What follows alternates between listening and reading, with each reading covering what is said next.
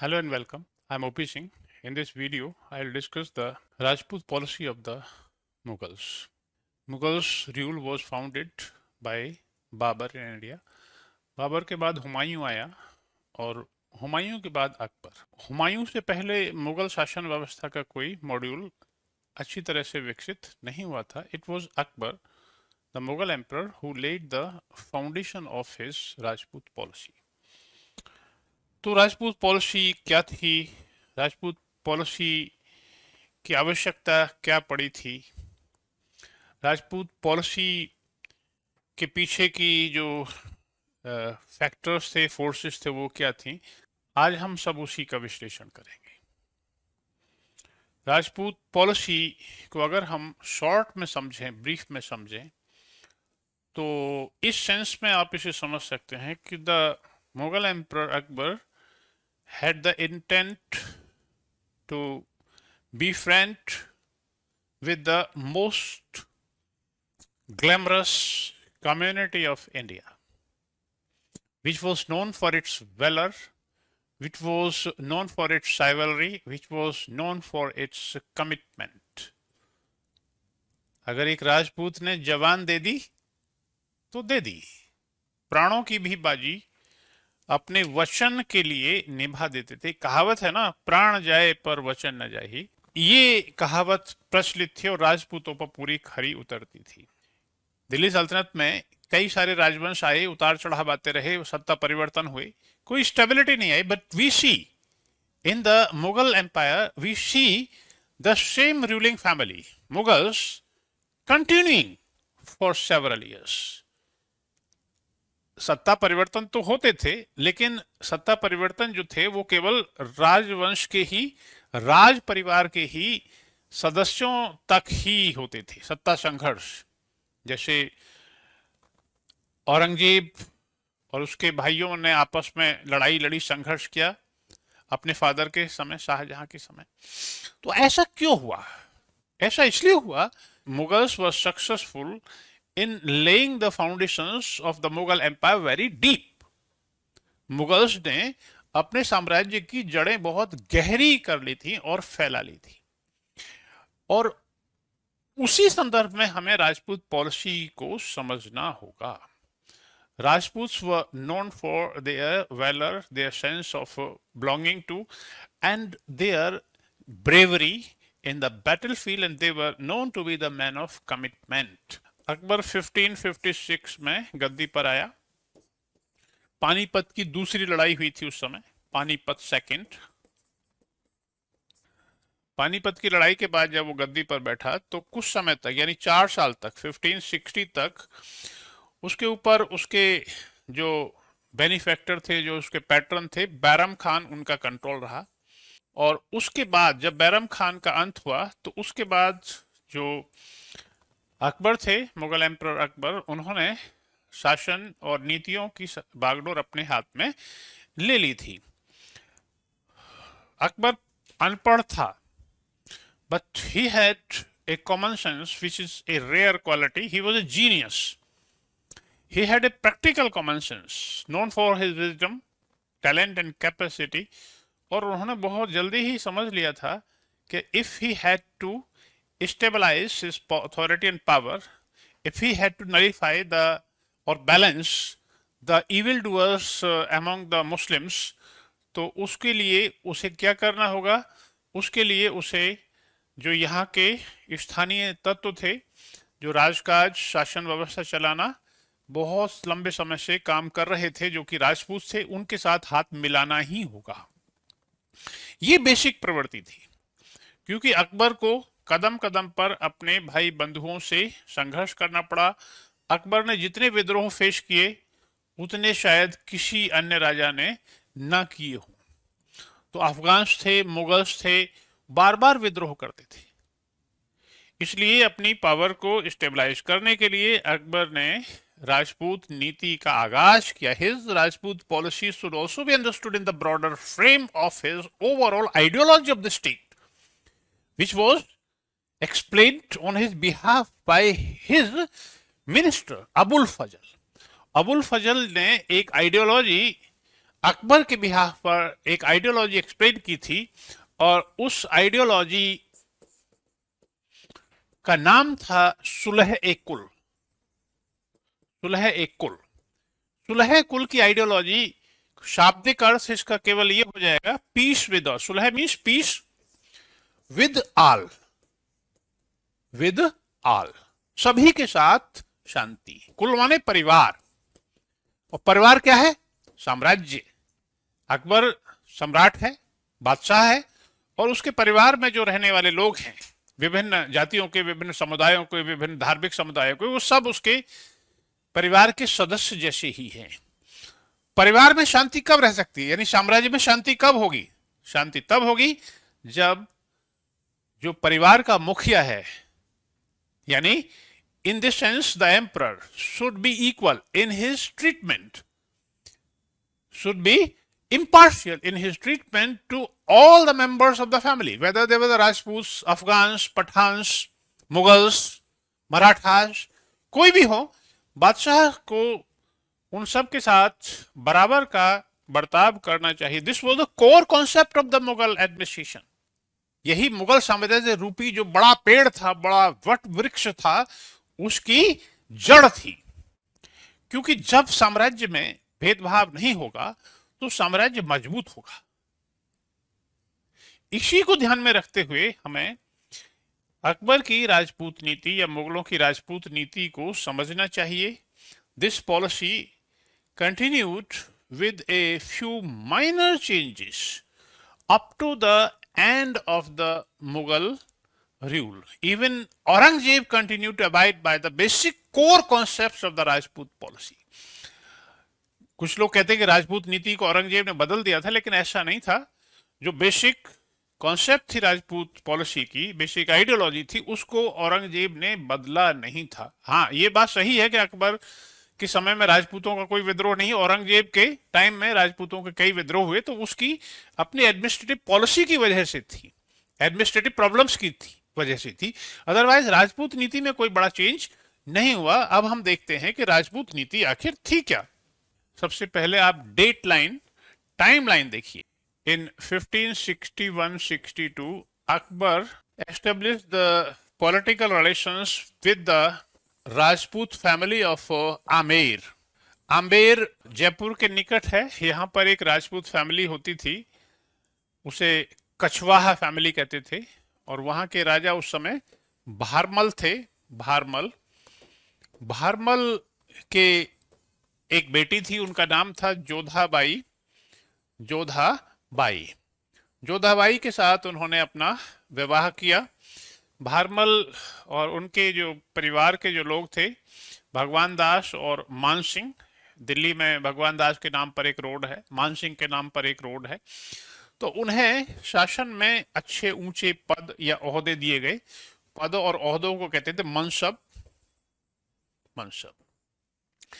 इसके बाद राजपूत जो थे और क्षेत्रों के, उनको भी इनवाइट किया गया कि आइए हम साम्राज्य निर्माण के कार्य में सब लोग मिलजुल कर सहयोग करें। और कुछ राजपूत इससे प्रभावित होकर आए भी, लेकिन अधिकतम राजपूतों ने उसका विरोध किया।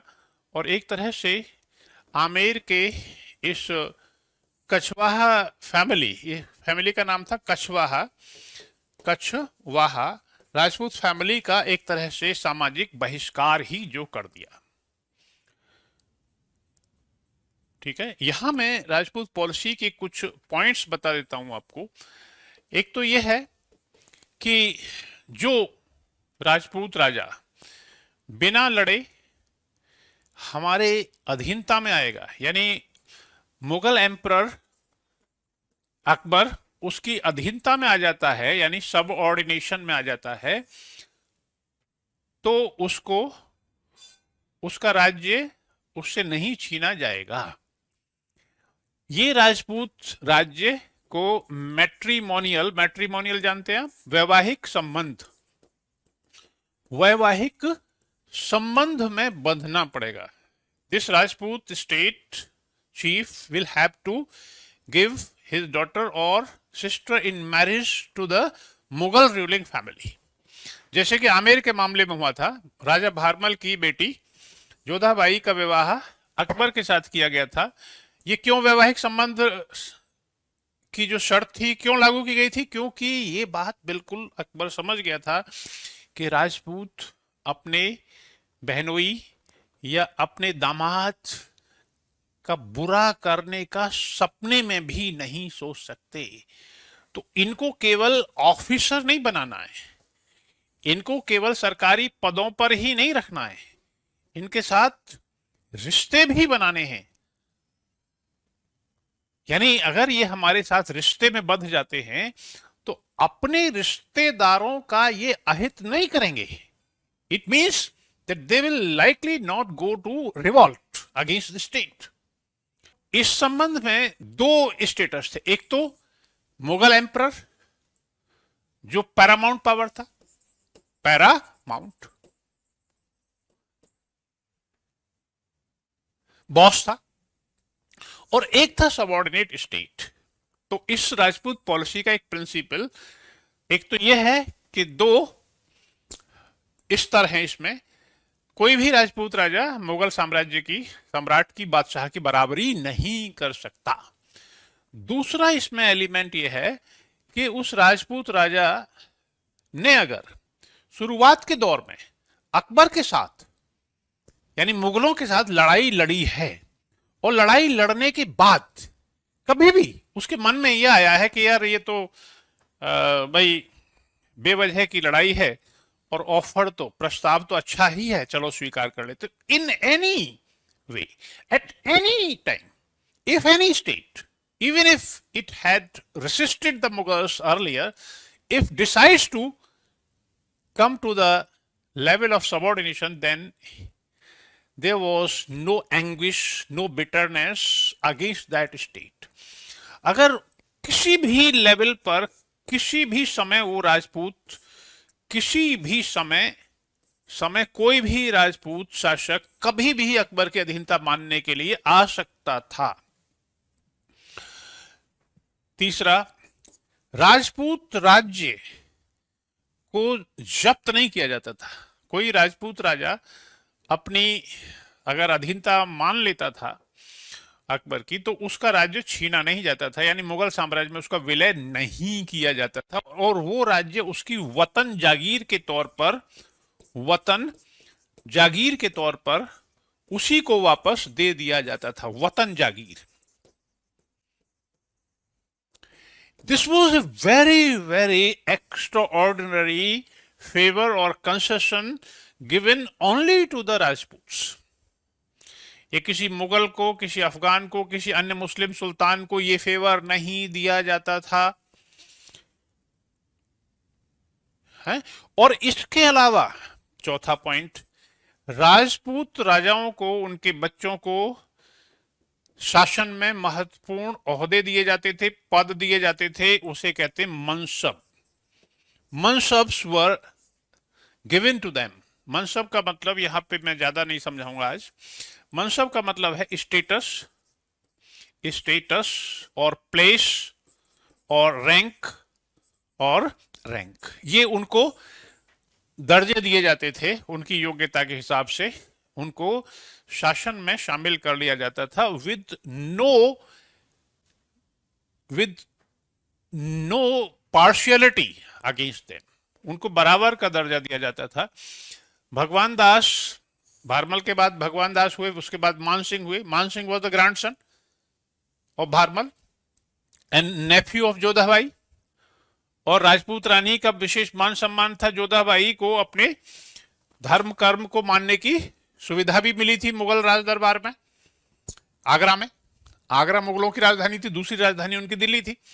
तो जोधाबाई को और जो राजपूत रानियां होती थी उनको अपना धर्म, अपने मंदिर आदि में पूजा करने का भी अधिकार होता था। Akbar used to participate in the festivals of the Hindus, Holi, Deepavali आदि भी सेलिब्रेट किया जाता था।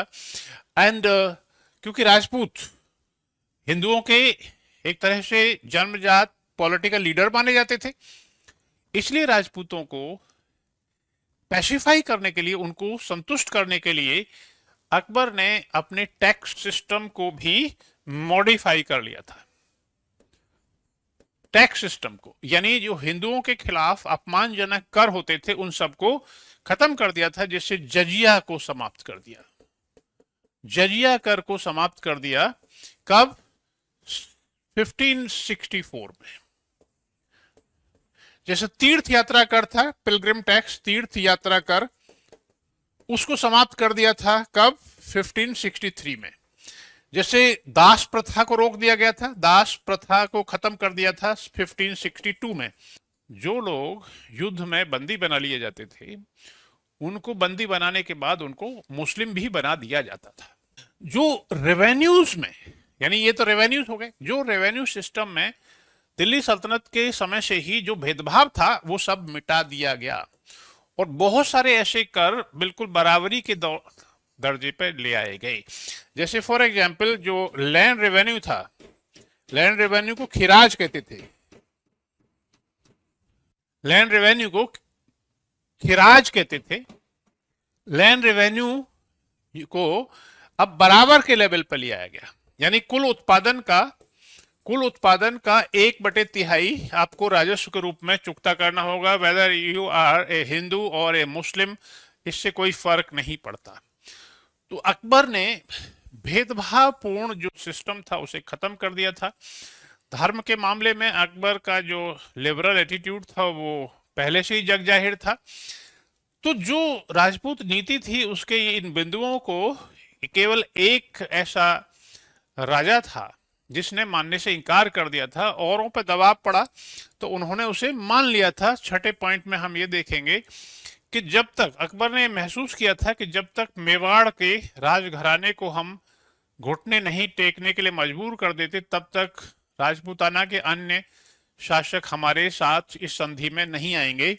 तो इन 1567-68 अकबर इन्वेडेड मेवाड़। मेवाड़ का राज्य था राजपूताना में, उसकी राजधानी चित्तौड़ थी, और मेवाड़ के उस समय राजा थे उदय सिंह।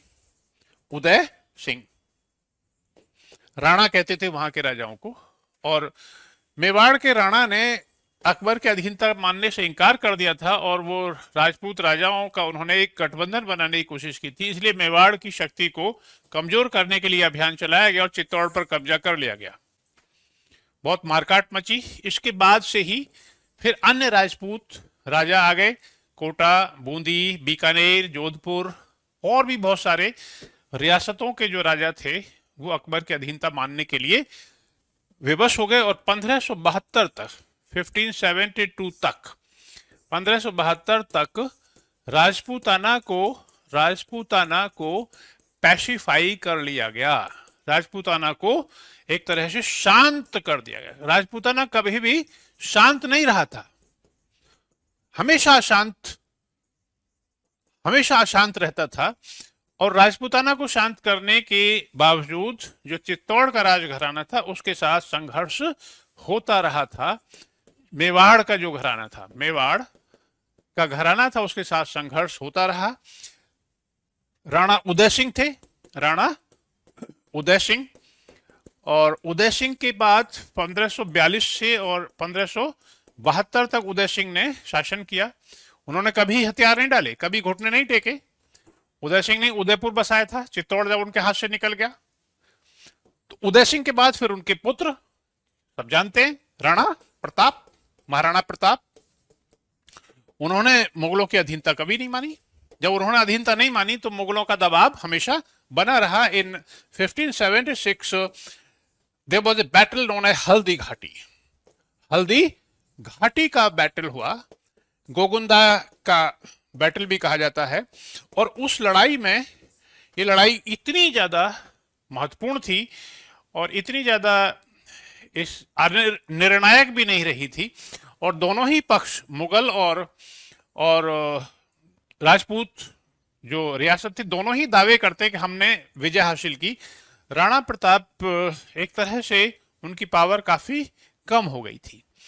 राणा प्रताप ने इसके बाद भी संघर्ष जारी रखा और उनकी डेथ हुई थी 1597 में।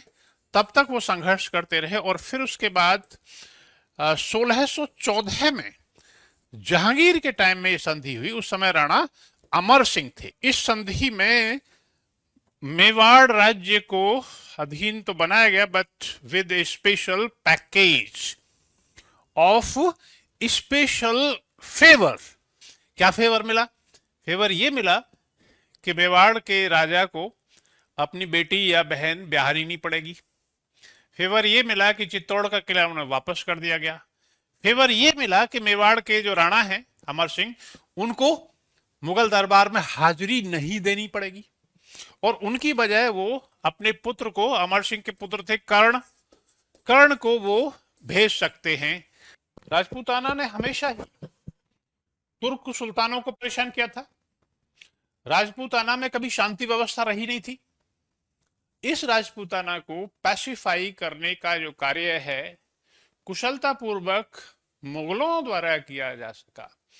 And this Rajputana policy of Mughals was extremely successful. Colonel Tod हुए एक, कर्नल जेम्स टॉड, क्या समझे? जेम्स टॉड एक अंग्रेज थे, एक political agent in the state of Jodhpur. और कर्नल जेम्स टॉड ने अपना एक राजस्थान का इतिहास लिखा है, उसका नाम था annuls and antiquities of Rajputana. पहले राजस्थान को राजपूताना ही कहा जाता था। उसमें उन्होंने लिखा है कि Akbar was the most successful conqueror of the Rajputana pride and the Rajputs have now become prepared to lay down their lives for the Mughal emperor. उनका सम्मान बनाए रखकर राजपूताना की स्वतंत्रता को छीन लिया। And Rajputs got ready to share in the glories and shoulder the burdens of the empire.